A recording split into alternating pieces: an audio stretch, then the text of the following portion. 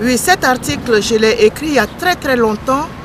Vu tout ce que j'ai vécu, je me suis dit, est-ce qu'on a le droit de laisser notre destinée entre d'autres mains? Voilà pourquoi je l'ai écrit. Redevenons les acteurs de notre destinée, parce que je trouve que chaque humain doit prendre son destin en main et non le laisser entre les mains de d'autres personnes.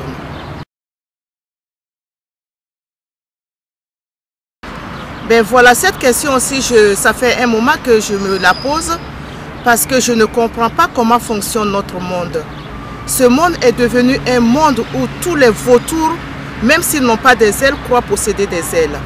Alors je veux savoir qui doit vivre debout, puisque nous sommes tous nés debout, et à quel moment de notre vie certains sont obligés de vivre à genoux couchés devant d'autres humains. Et oui, normalement, quand on a construit, quand Dieu a créé son monde, ce monde devait être un conte de fées. La preuve, il nous a créé le paradis, l'Éden. C'était un paradis où on trouvait tout. Un paradis où il n'y avait pas de frontières. Et aujourd'hui, je vois que ce monde qui devait être un conte de fées est devenu un monde d'enfer. Pouvons-nous tolérer ça encore plus longtemps?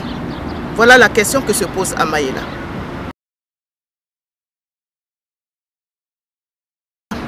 Et ça aussi, cette question, tout le monde doit se la poser, parce que qui est né puissant et qui est né faible? Et à quel moment le faible devient puissant ou le puissant devient faible? Voilà pourquoi je voudrais savoir qui doit dominer et qui doit subir. La pauvreté est-elle une fatalité? Nous devons beaucoup réfléchir à cette question. La pauvreté est-elle une fatalité? Si tel était le cas, nous devons tous être pauvres. Puisque nous ne sommes pas tous pauvres, cela me ramène à cette déduction. C'est que la pauvreté n'est pas une fatalité. La pauvreté, c'est quelque chose qu'on nous fait subir parce que des hommes ont trouvé cette astuce pour vivre sur le dos des autres. Et je refuse et je demande au peuple de refuser que ceux qui se sont installés puissants sur nos vies continuent de nous purger impunément et sans restriction. Parce que là, trop c'est trop. Nous devons mettre un haut là. On ne se laisse plus purger, peuple.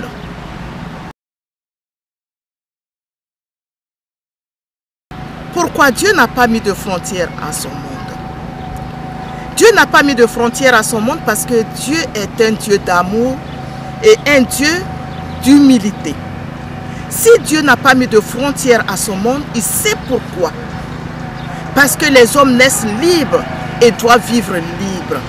Voilà pourquoi Dieu n'a pas mis de frontières à son monde. Et ce monde est devenu le monde des opportunistes, des voyous, des brigands qui ont mis des frontières pour mieux nous dominer et mieux nous contrôler et mieux nous purger. Et tout cela ne doit plus exister dans un monde où nous sommes tous nés pour être heureux, libres, dignes. Bonne question. Devons-nous continuer? Je voudrais l'élargir encore un peu plus. Devons-nous continuer à mettre à la tête de nos États des bourreaux? Je crois que ça, c'est la bonne question. Devons-nous continuer à voter pour nos futurs bourreaux? Et cette question, je voudrais que tout le monde se la pose. Devons-nous continuer à mettre à la tête de notre nation, de nos vies, ceux qui deviendront nos bourreaux, qui n'auront plus de cœur, qui nous prendront pour des animaux et non comme des êtres humains? Devons-nous continuer à faire cela? Amaïla dit non. Nous ne devons plus laisser nos vies entre des mains des hommes qui sont nés comme nous et qui vont partir comme nous de ce monde. Je donne l'exemple de Moubarak. Cet homme, craint de tout le monde, qui a imposé sa façon de voir, ses idées sordides, stupides, idiotes, diaboliques sur la vie de son peuple. Et bien d'autres, il n'y a pas que Moubarak, il y a bien d'autres. En ce moment, chez nous, en Afrique, tous les dirigeants croient que le monde leur appartient et que l'Afrique est leur bien personnel. Parce que nous, peuple, nous avons voulu que ces hommes soient à la tête de nos vies. Et aujourd'hui, qui sont les souffres-douleurs? Nous. Et cela ne peut plus durer. Donc je demande au peuple, à un moment donné, il faut se réveiller et reprendre sa destinée en main. Ces hommes n'ont aucune puissance. Donc ne les laissons plus nous manipuler comme ils veulent. Il est venu le temps de mettre fin à cette arnaque de suprématie. Oui, suprématie, supériorité, puissance, maître du monde. Que veut dire tous ces mots? Excellence. L'homme s'est affublé de titres pour pouvoir mieux nous asseoir à ses pieds. Et tous ces titres, on voit aujourd'hui que ces titres ne veulent rien dire. La preuve, ce monsieur Excellence que tout le monde craignait. Je vais remonter un peu plus loin dans l'histoire. Hitler, ce nom-là, personne ne veut plus le prononcer. Mais il fait partie de l'histoire, Hitler. Cet homme a mené la guerre dans le monde. Et à la fin de sa vie, ce puissant que tout le monde craignait, nous savons comment il a fini, Hitler. Et il n'y a pas que Hitler, il y en a plein d'autres avant Hitler. Et en ce moment, ce que nous vivons, ce que ces gens nous font vivre, ils nous parlent de récession, ils nous parlent de crise mondiale. Mais la crise, elle est faite pour qui en fin de compte? Mais il n'y a que le peuple qui supporte la crise. Mais est-ce que cette crise, c'est le peuple qui l'a inventée ou bien c'est le peuple qui a créé cette crise? Non. C'est la gourmandise de ceux à qui nous donnons plein pouvoir qui ont créé ce gouffre. Ce gouffre qui ne les concerne pas.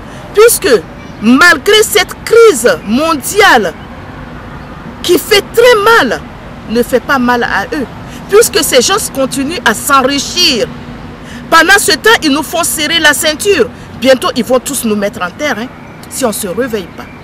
Alors, peuple, je vous demande de vous réveiller. Amaïla vous demande de vous réveiller. Trop, c'est trop. Ça suffit. Il y en a marre. Il n'y a aucune puissance sur terre. Personne n'est irremplaçable. Voilà. Nous mourons. Nous prenons notre vie en main. Et nous prenons aussi notre mort en main. Je vais aller encore plus loin dans cette histoire de naissance. Quand on est de parents qui nous prennent en charge de notre enfant jusqu'à notre majorité. Et à notre majorité, on devient maître de nous-mêmes en mettant nos enfants au monde. Et nous, parents, aujourd'hui, on fait de nous comme si on n'avait rien dans la tête. Ces hommes pour qui nous votons, ces hommes Dieu que nous installons au-dessus des pauvres mecs que nous prenons comme des dieux, ce sont ces hommes aujourd'hui qui sont devenus nos parents, nous-mêmes parents. C'est-à-dire ces hommes nous font croire comme quoi nous n'avons pas d'intelligence pour diriger notre propre vie. Maintenant, eux, ils sont là pour diriger nos vies. Non, on refuse. Moi, je suis parent, je suis grand-parent. Ce que je n'arrive pas à imposer à mes enfants, ces hommes à qui nous donnons plein pouvoir, ne peuvent pas non plus imposer cela à leurs propres enfants. Pourquoi nous, parents, qui faisons d'eux ces chiens aboyants à tout bout de champ, pourquoi eux, ils veulent dominer notre vie, nous diriger comme eux, ils veulent? Non, je refuse. Tous les parents du monde doivent refuser qu'on les traite comme s'ils avaient 10 ou 12 ans. Nos parents, on était obligés de se soumettre. Je reviens à cette histoire de Bible qui me sert de référence.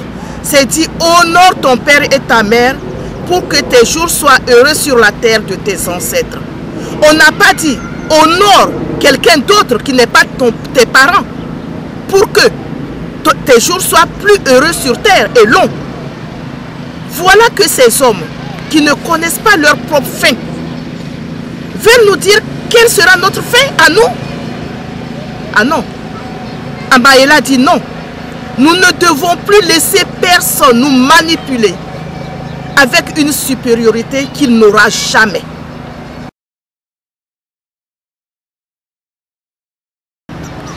Justement, je viens d'élaborer un peu le problème.